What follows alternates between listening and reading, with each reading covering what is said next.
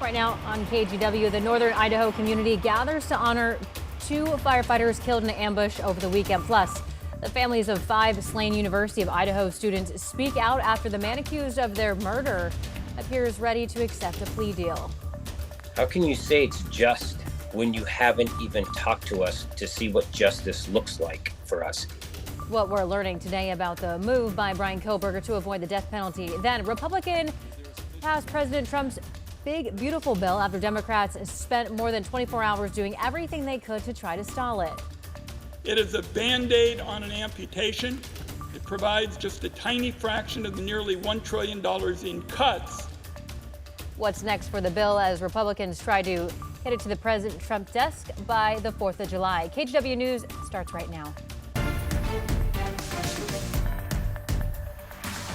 Thank you for joining us at noon. I'm China Green. We begin here with breaking news out of Washington County. Firefighters are on the scene of a grass and brush fire near Southwest Patricia Avenue and Rainbow Lane, just off Shoals Ferry Road.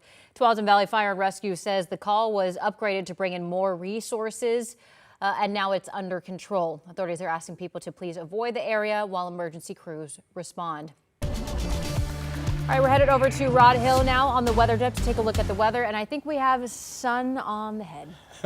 Sun on the hair. There it is. You like to see the top of my head. Yes. Yes. It's warm out here, China. No doubt you can feel it's going to be getting, for a lot of people, uncomfortably warm. It still looks like we will not be as hot as the 94 that we reached yesterday, but nearing or reaching 90 is a potential, so plan the remainder of your day accordingly. We are watching fire danger mainly east of the Cascades today because of shower and potential thunderstorm activity. Let's get you to the radar. This has quieted down in the past hour or so, but earlier this morning we did have thunderstorms detected. Now you can see it's a band of weakening showers, but here's the catch.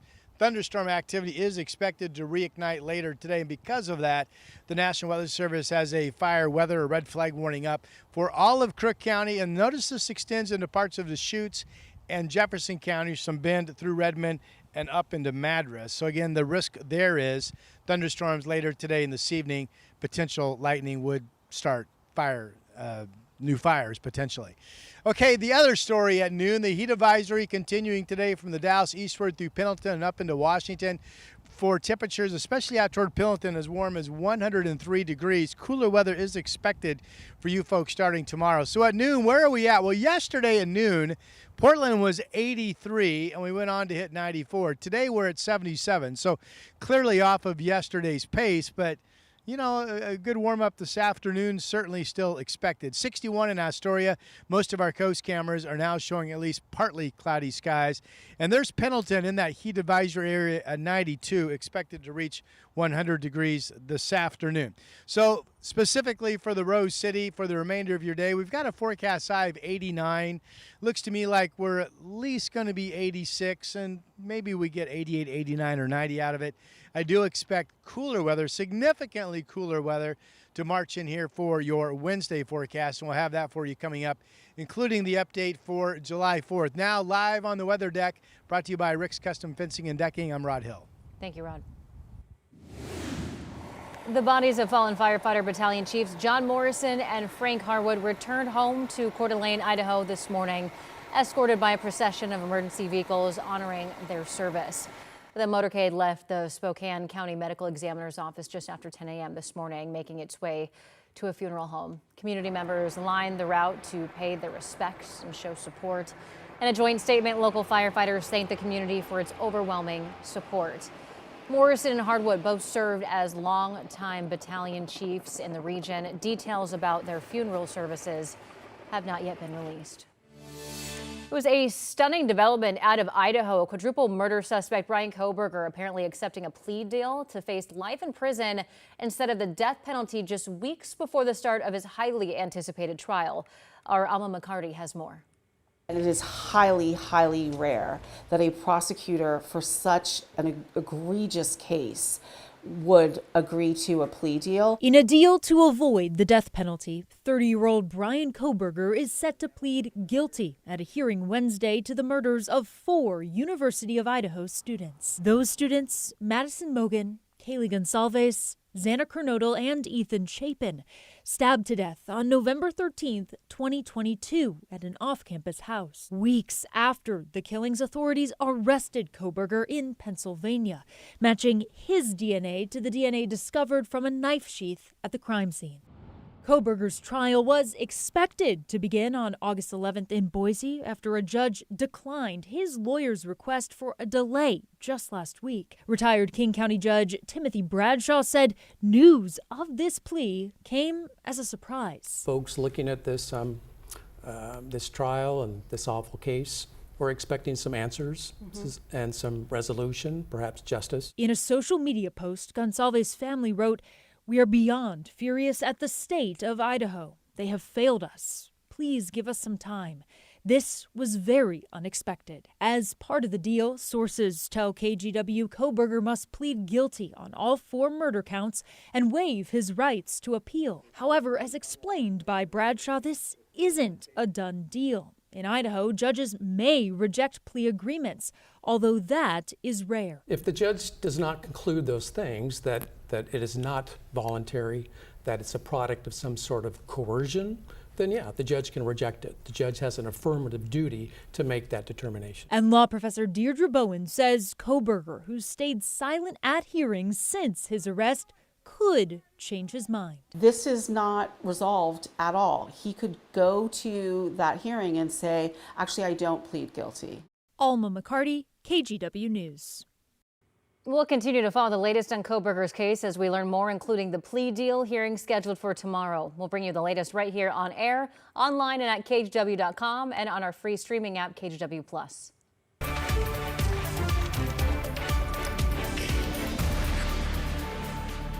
We're gonna have to see the final version. I don't want to go too crazy with cuts.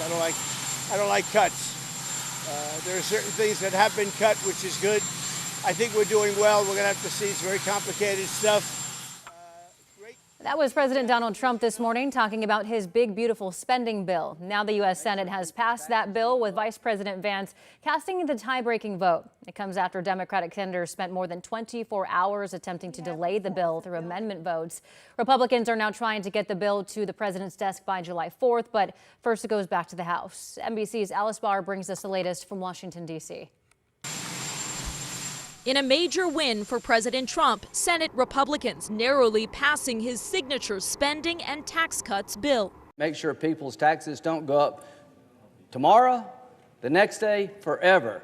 The president worked the phones to convince holdout Republicans. I think it would be very wise for them to get on board. While senators set a new vote-a-rama record, introducing unlimited amendments all night long before the final vote. The bill as amended is passed. Proposed changes repeatedly shot down, including one from Republican Susan Collins to increase taxes on the ultra-wealthy in order to boost funding for rural hospitals. When these facilities close their doors, the people they serve are often left behind without access to health care. Democrats say Republicans are creating the danger to rural health care through Medicaid cuts and not going far enough to fix it. It is a Band-Aid on an amputation. It provides just a tiny fraction of the nearly $1 trillion in cuts. More than 11 million Americans are expected to lose their health care. Republicans argue the overhaul will help keep Medicaid running long term. Also touting the bill's extended tax cuts and billions for defense, deportations, and the border.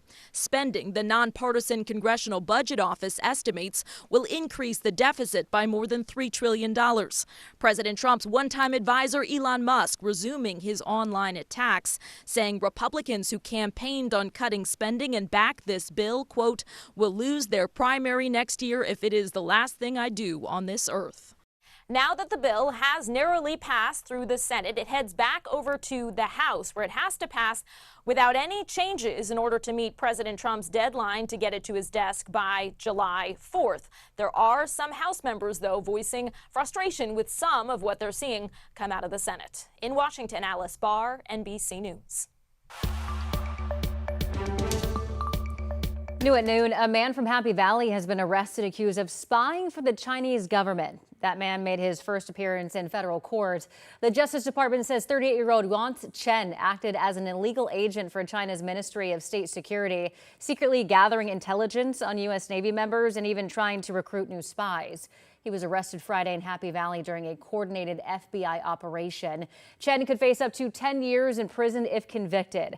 Federal prosecutors say this case highlights China's efforts to infiltrate U.S. military operations. The teenager who allegedly plotted a mass shooting at a mall in Kelso is no longer in custody. The 14-year-old's attorneys tell us that the state couldn't prove that the teen, quote, ever actually attempted to harm someone.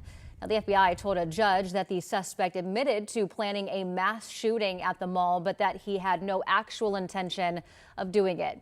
He still faces 7 charges, including unlawful use of a weapon and attempted assault. A man accused of trying to lure a 5-year-old into his car in Vancouver last week will stay in jail. 21-year-old Alexander Rietbrock appeared in court yesterday.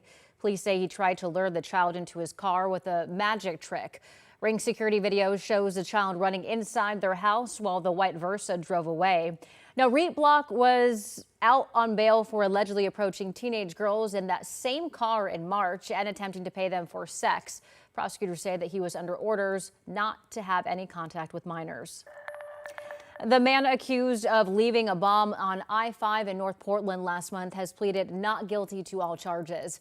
Authorities say Alexander Wick left an explosive device on the highway on June 14th. He also threw construction cones and nail-covered boards off North Failing Street pedestrian bridge onto the road. Wick's due back in court in August. And ODOT says it plans to start laying off workers this week after state lawmakers failed to pass a much talked about transportation funding package over the weekend. Governor Kotek says roughly 600 or 700 jobs will be cut, although ODOT says it's still working on an exact number. In a statement, ODOT says it can't use federal funding, state project money, or transit money for maintenance, so the only way to balance its budget is with severe cuts. Now, on top of ODOT's cuts, Portland's Mayor Keith Wilson says dozens of city transportation employees will also be laid off. We are the second largest transportation system in the state. Clearly, there's going to be an employment nexus. We see 60 people having to be reduced without having the funding that we expected from this package. Mayor Wilson says transportation budget cuts could also impact repairs and upgrades to street lights and traffic signals.